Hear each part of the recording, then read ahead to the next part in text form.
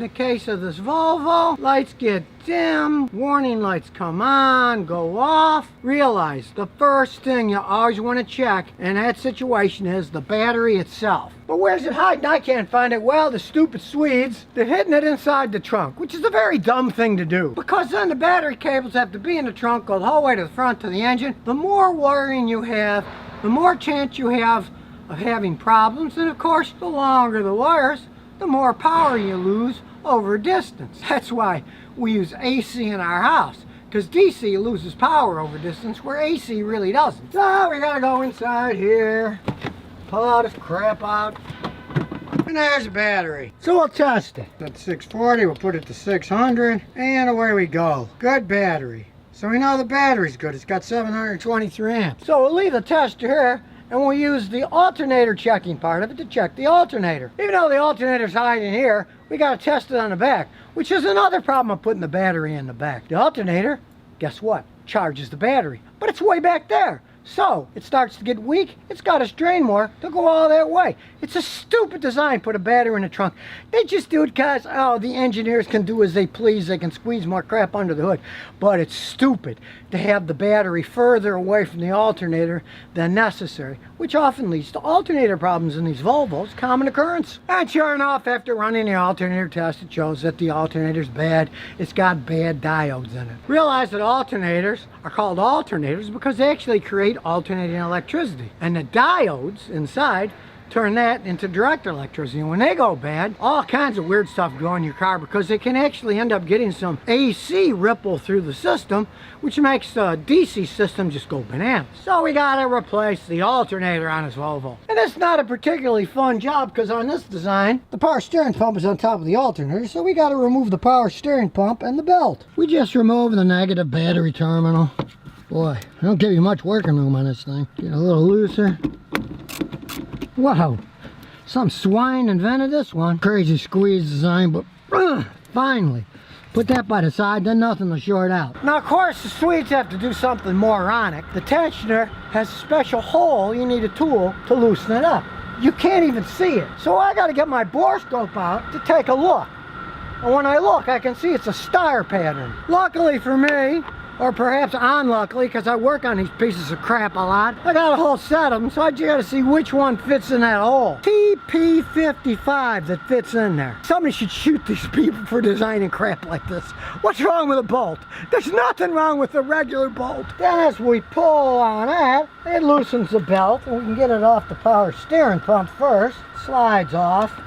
Now, you can't possibly do this job without that tool, so you definitely need that tool if you're going to do it on a stupid Volvo. Then we unbolt the power steering pump, so everything's going to fall in, so have a magnet with a stick ready. Then you can fish all the pieces out as they fall in, so you don't lose them. Then you can kind of wiggle it out of the way. We don't want to make a mess. Now here it's a good idea to already have your replacement alternator, because it's kind of put on weird.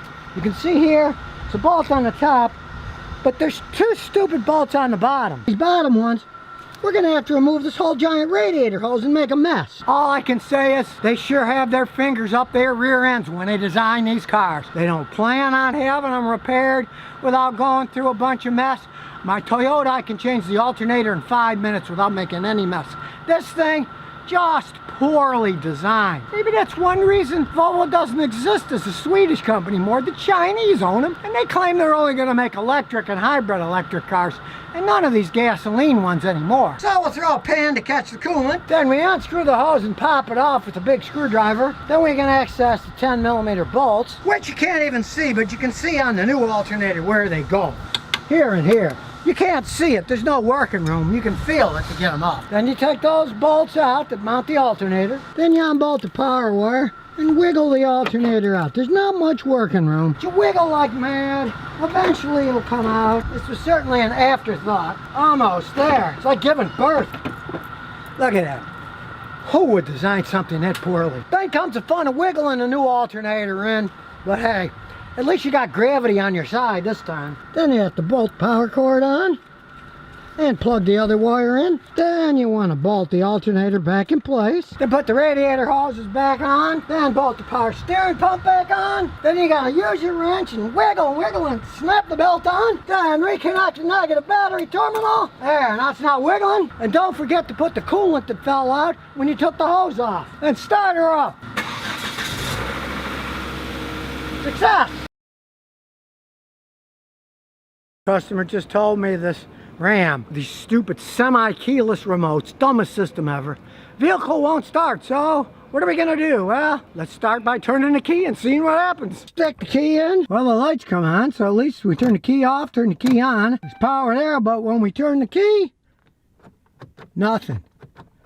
Dead as a doornail. So with the key on, let's turn the headlights on, go outside, see what happens. Well, the headlights are coming on, so there's power going through the system, but you never know how much power the battery has, so let's open the hood and check it. Typical Dodge, the hood won't even stay up. They make them like such pieces of crap.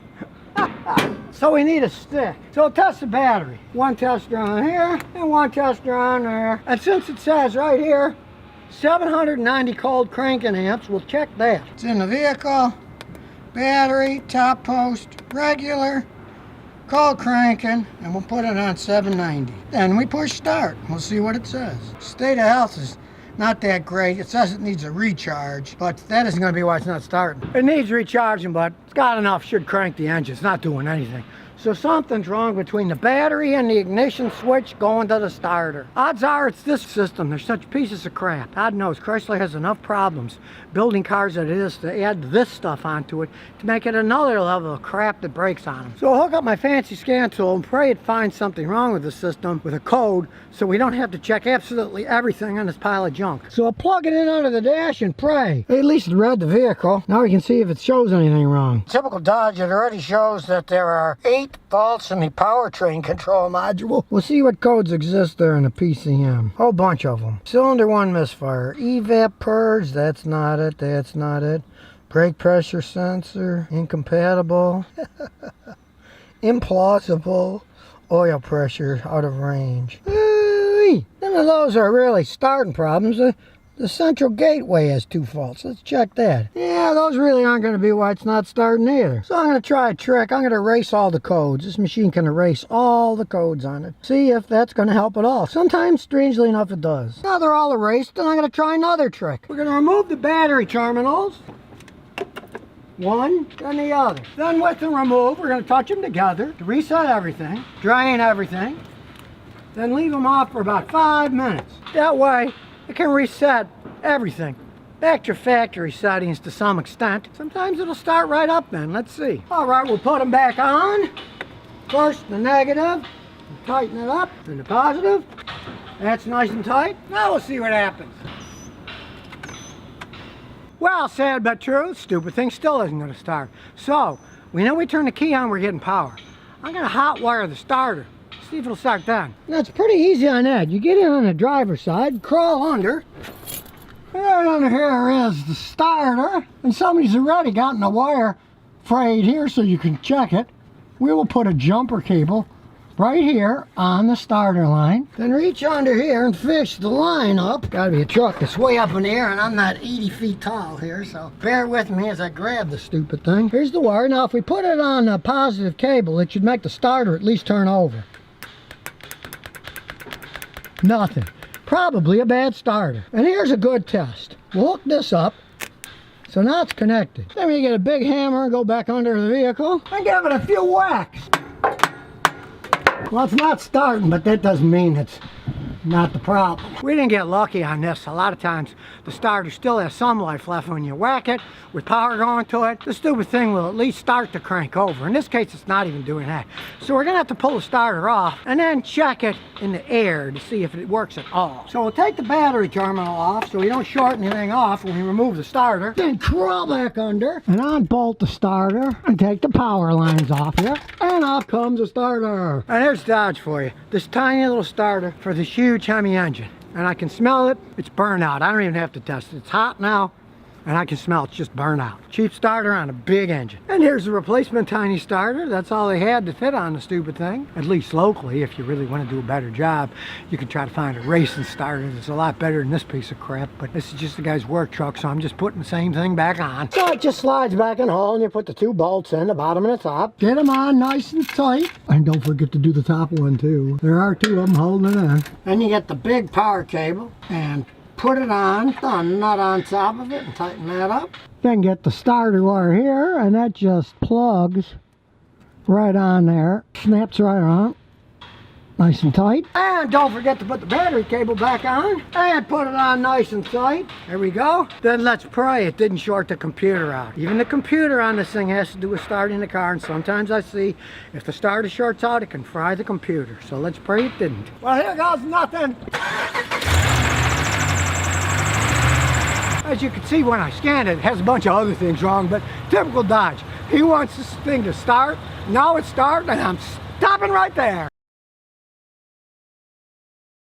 Now this is a 2014 Kia Optima Hybrid. The original list price was like $32,400 for this particular model. He bought it used and he paid $17,000 out the door. They wanted more, it said, on a lot, a long time. They don't sell like hotcakes, to say the least. And he offered him $17,000. He said no, and then they called him back. If you come right now, we'll sell it to you out the door for $17,000. Paid almost half of what the new one was with that small amount of mileage. He hasn't put any money into it yet, but since this fall, the coolant's been leaking a little, and his wife was driving it the other day down the road and it just died. And it turns out it was the main fuse for the hybrid system. Things do wear out, but I'm always leery myself. When a main fuse blows, it's a big amp fuse. It takes a lot to blow one of those fuses. We'll put our scan tool on, do a little analysis. Now, originally it was 125 amp, and the dealer looked up a bunch of stuff. They replaced it with a 150 amp. I don't know about that. The engineers put fuses for a certain rating for a reason, and all of a sudden they start throwing higher ones in. I'm assuming they're finding that the hybrid battery's taking a little more power than it should as it aged, so they're bumping the fuse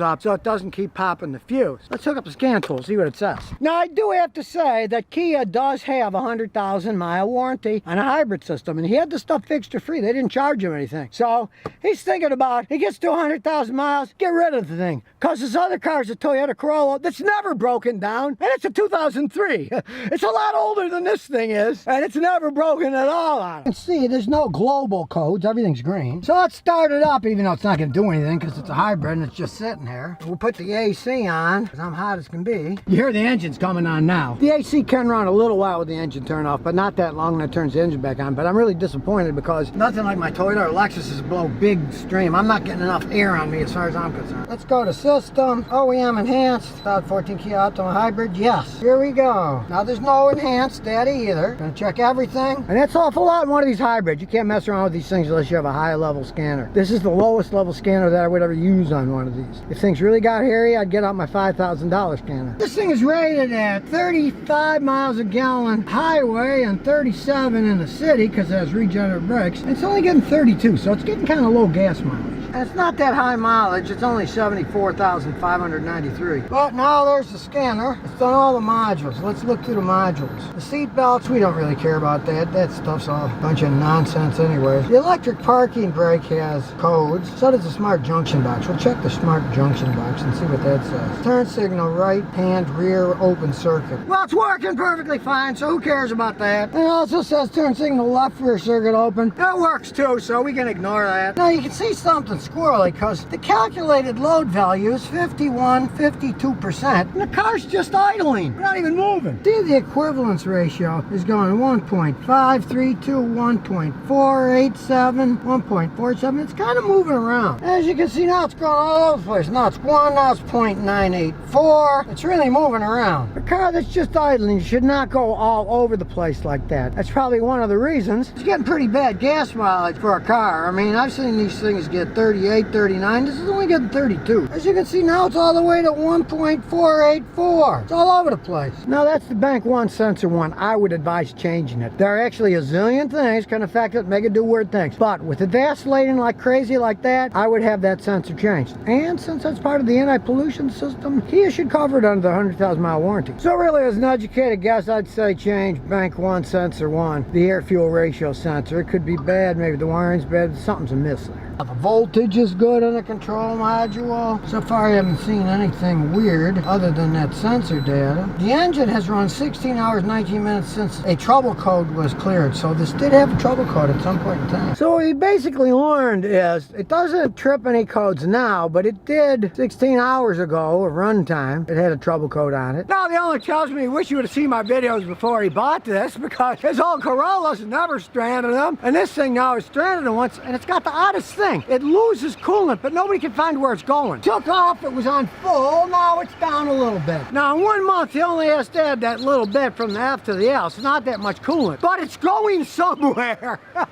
And it shouldn't in a vehicle this new. Now, I can't see any leaks anywhere, so I'm gonna tell him to put some ultraviolet leak dye for the cooling system, and then run it for a few weeks, and as he adds coolant, when it's cold, look with the UV light and yellow sunglasses. Pray it's not a head gasket or something going. You never know. And I'm also going to tell him change the radiator cap. Could be as dumb as it's just seeping a little gas and it'll lose a little coolant over time. Now overall, they're pretty basic engines though. They got normal fuel injection on the intake. It's not GDI. It's not an extremely complicated car except for the hybrid system. Now you can see it's a relatively noisy engine, but with this kind of mileage, almost all Kias sound like this. The quality control in their factory isn't that great. They've had to rebuild a lot of engines with timing chains, valves, piston rings. They're not the most solid engines in the world. But I do have to say, this is probably a better one because this one was made in Korea. The ones that were made in the United States, they had a problem with some of the machinery building them. That's why the engines blew up. He was saying his friend had a 1-year newer Kia with a turbo. They had to replace the guy's entire engine because it went out on him. If you are going to get a Kia, get a Korean one like this. Look at the door. It says made in Korea. It's a much better bet than buying one made over here, from my experience. Let's take it for a road test. Now, it's pretty quiet. I got the AC on, but you can barely hear anything. And the engine is running now. Gotta say, it is very smooth. Not a fan of the transmission. It's kind of wiggly-woggly. Now, this does have a 6-speed automatic transmission. It's not a CVT, but it's kind of wonky if you ask me. I'm not impressed by either the acceleration or the indirectness of acceleration. You get kind of a nothing happens, and then it starts moving and makes an awful lot of noise. And take into consideration that even though it was getting like 32 miles a gallon, that was all done in eco mode, the best gas mileage mode of them all, not the power mode. I got it in power mode now, and it doesn't seem to have all that much power. Now, it doesn't handle all that bad. A little bit of oversteer, but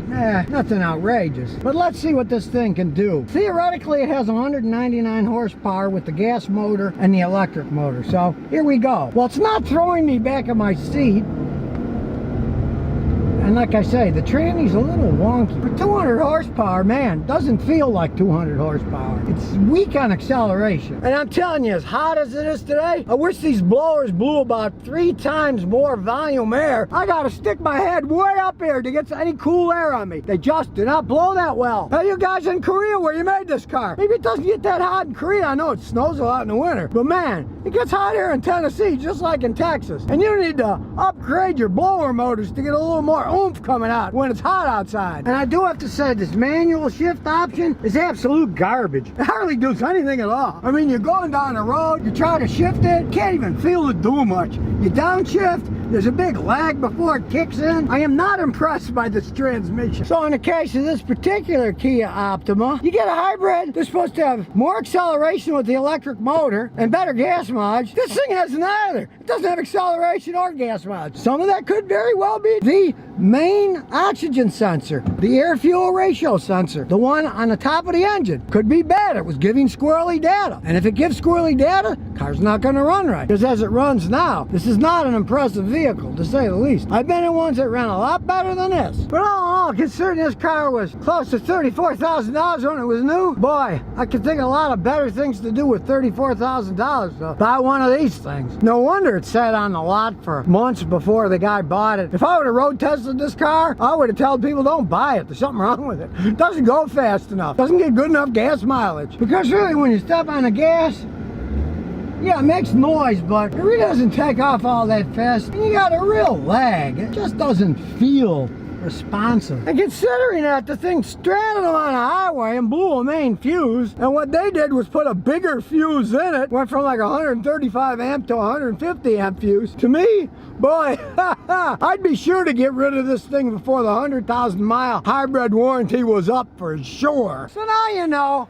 more about the Kia Optima Hybrid and why they don't sell like hotcakes. For the money, not as dependable as a Toyota, not as zippy, nowhere near the gas mileage. Way back then, 2014, $34,000. That's a lot of money to pay for a car like this, and it's already stranded them. So this certainly has convinced me that my idea about not buying Kias is the right one to give to people, especially with this thing.